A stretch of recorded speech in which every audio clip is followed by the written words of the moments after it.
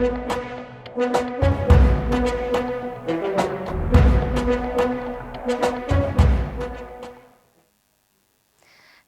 म कावेरी पौडेल। साँझ 6 बजेको प्रदेश समाचारमा स्वागत छ। सबैभन्दा पहिले प्रमुख प्रदेश समाचार।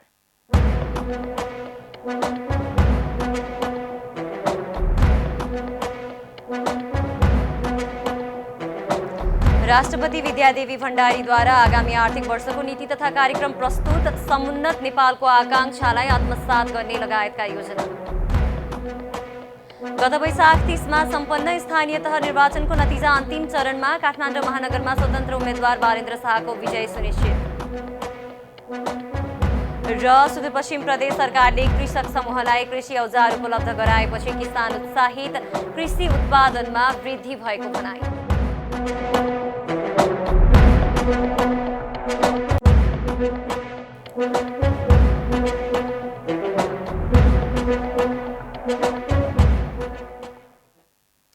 अब पुरा समाचार। सरकारले आर्थिक वर्ष 2079-80 को नीति तथा कार्यक्रमले समुन्नत नेपालको आकांक्षालाई पूर्ण रूपमा आत्मसात गरेको दावी गरेको छ। नीति तथा कार्यक्रमको कार्यान्वयनबाट कृषि उद्योग र सेवा क्षेत्रको उत्पादकत्व वृद्धि भई सफल अर्थतन्त्र निर्माण गर्न योगदान पुग्ने सरकारले विश्वास लिएको छ। सरकारले आर्थिक वर्ष 2079-80 को नीति तथा कार्यक्रममा नेपाली उत्पादन तथा उपभोग अभिवृद्धि अभियान दशक घोषणादेखि सबै प्रकारका अपराध नियन्त्रण गर्न सुरक्षा निकायलाई सक्षम बनाउने योजना समेटेको छ। सरकारका तर्फबाट मंगलबार संघीय संसदको संयुक्त बैठकमा राष्ट्रपति विद्यादेवी भण्डारीले प्रस्तुत गर्नुभएको आर्थिक वर्ष 2079-80 को नीति तथा कार्यक्रममा नेपाली उत्पादनको बजार विस्तार र उपभोग वृद्धिका लागि नेपाली उत्पादन तथा उपभोग अभिवृद्धि अभियान दशक घोषणा गर्ने र त्यही अनुसार कार्यक्रम सञ्चालन गरिने जनाएको छ। सरकारले खाना पकाउने ग्यासको विस्थापनका लागि विद्युतको महसुल दरमा पुनरावलोकन गर्ने भएको छ। यस्तै सरकारले स्वच्छ एवं नवीकरणीय ऊर्जा स्रोत र ऊर्जा दक्ष प्रविधिको प्रवर्धन तथा विस्तार गर्न हरित जलवायु कोष लगायत अन्तर्राष्ट्रिय संस्थाबाट प्राप्त हुने वित्तीय स्रोत परिचालन गरिने जनाएको छ। साथै सरकारले विद्युतीय प्रणालीबाट सञ्चालन भएका व्यावसायिक रूपमा चलिरहेका सामाजिक सञ्जाललाई कानुन र करको दायरामा ल्याउने भएको छ। सरकारले शैक्षिक सुधार कार्यक्रमलाई परिमार्जन गरी शैक्षिक गुणस्तर वृद्धि, भौतिक पूर्वाधार विकास र अतिरिक्त क्रियाकलाप सञ्चालन गर्ने जनाएको छ। सरकारले दिवा खाजा कार्यक्रमलाई कक्षा 8 सम्म विस्तार गर्ने घोषणा समेत गरेको छ। अदालतले दिएको आदेश र फैसला कार्यान्वयनमा सरकारले प्राथमिकता दिने नीति तथा कार्यक्रममा उल्लेख छ। न्याय प्रणालीलाई छिटो, छरितो र पारदर्शी बनाउन विद्युतीय प्रविधि प्रयोगमा ल्याउने र नागरिकको न्यायमा पहुँच बढाउने जनाइएको छ।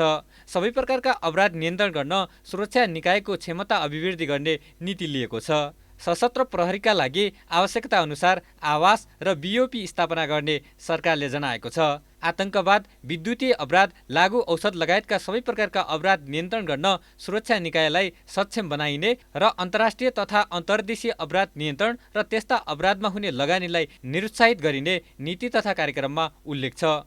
सरकारले कृषिलाई आर्थिक वृद्धि र रोजगारीको प्रमुख सम्भागका रूपमा विकास गर्ने जनाएको छ। कृषिमा सूचना प्रविधिको प्रयोग बढाइने र आगामी वर्ष 22,000 हेक्टर जमिनमा सिँचाइ पुर्याउने सरकारको लक्ष्य रहेको छ।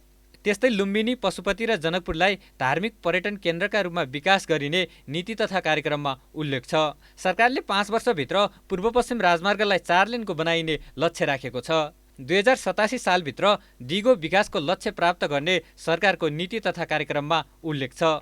वित्त र मौद्रिक नीतिको संयोजनबाट आर्थिक वृद्धि र स्थायित्व हासिल गरिने र 3 तहको बजेट कार्यान्वयनमा वित्तीय अनुशासन कायम गरिने जनाइएको छ। त्यस्तै उत्पादनशील र रोजगारीमूलक क्षेत्रमा कर्जा सहज बनाइने नीति तथा कार्यक्रममा उल्लेख छ। सरकारले मंगलबार संसदमा प्रस्तुत गरेको नीति तथा कार्यक्रमका आधारमा आगामी जेठ 15 गते संसदमा बजेट पेश हुनेछ। जनता टेलिभिजनका लागि महेश कठायत, काठमाडौँ। काठमाडौँ महानगरपालिकाका मेयर पदका स्वतन्त्र उम्मेद्वार बालेन्द्र शाहको विजय सुनिश्चित भएको छ। मतगणनाको प्रारम्भिक चरणदेखि नै अग्रता बढाउँदै लगेका बालेन्द्रले नेपाली कांग्रेसका उम्मेद्वार सृजना सिंह र एमालेका केशव स्थापितलाई पछाडि पारेका हुन्। पछिल्लो मत परिणाम अनुसार बालेन भन्दा सृजना र स्थापित करिब 20,000 मतले पछाडि रहेका छन्।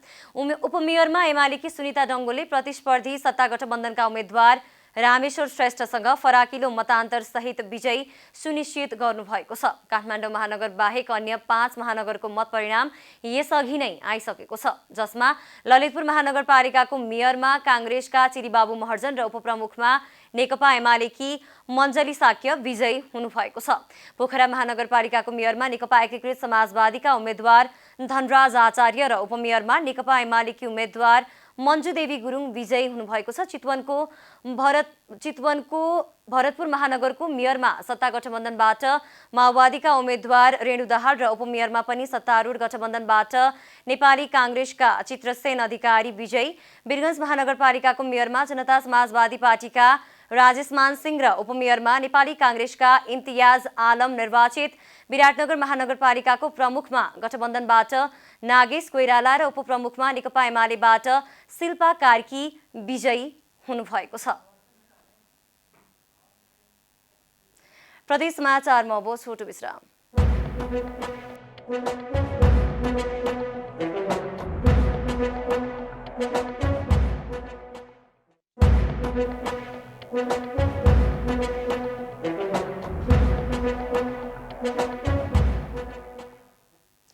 प्रदेश समाचारमा अब थप समाचार।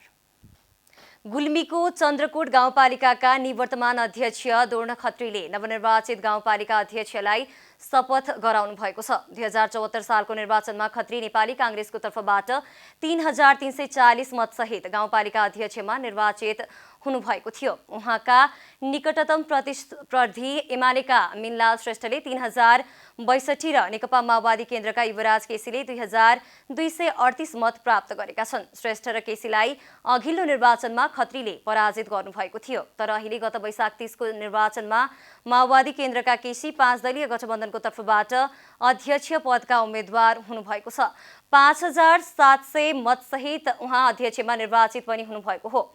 अघिल्लो पटक त्रिपक्षीय निर्वाचन हुँदा पनि अध्यक्षमा निर्वाचित भएका खत्री भने यसपटक वडा नम्बर 3 मा काङ्ग्रेसको तर्फबाट वडा सदस्यको उम्मेद्वार हुनुभएको हो र जित हासिल गर्नुभएको हो। आइतबार गाउँपालिका सभा हलमा अध्यक्ष केसीले निवर्तमान अध्यक्ष खत्रीलाई वडा सदस्यको रूपमा पद तथा गोपनीयताको शपथ खुवाउनु भएको छ।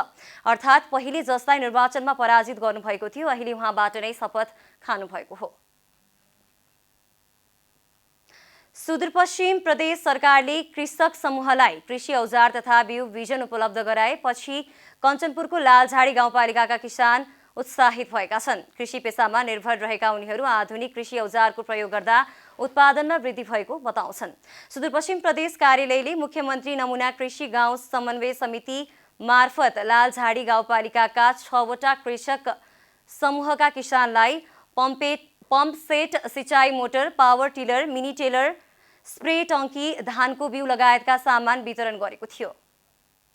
टेलर पावर लाए के हमके गोई के फिर आवश्यकता ना है, जिससे हम गोई फिर ना पाले हैं और एक भैंसी पाल लाए जिहे में हमके गजब है हलो फिर ना चाह रहो है, हमके जा गजब फायदा है जा लाए के और हमके और सहयोग कर देवे और अच्छो है।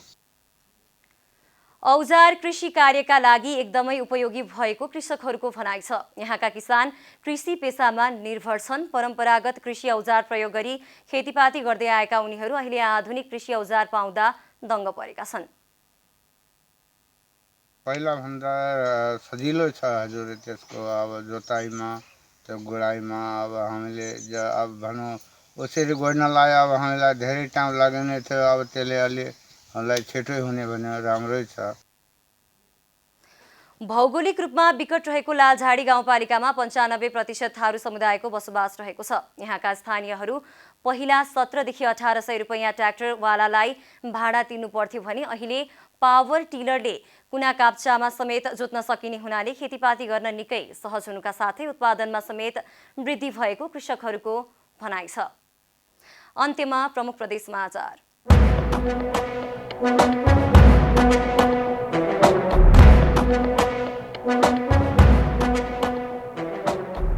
राष्ट्रपति विद्यादेवी भण्डारीद्वारा आगामी आर्थिक वर्षको नीति तथा कार्यक्रम प्रस्तुत, समुन्नत नेपालको आकांक्षालाई आत्मसात गर्ने लगायतका योजना।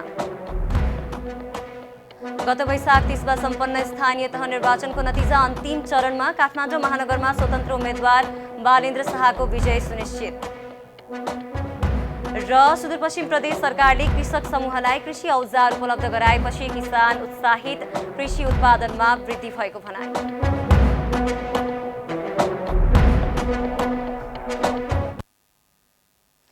प्रदेश समाचार हेरीलाई यति नै। जनताद्वारा जनताका लागि प्रसारित जनता टेलिभिजन हेरिरहनुहोस्। नमस्कार।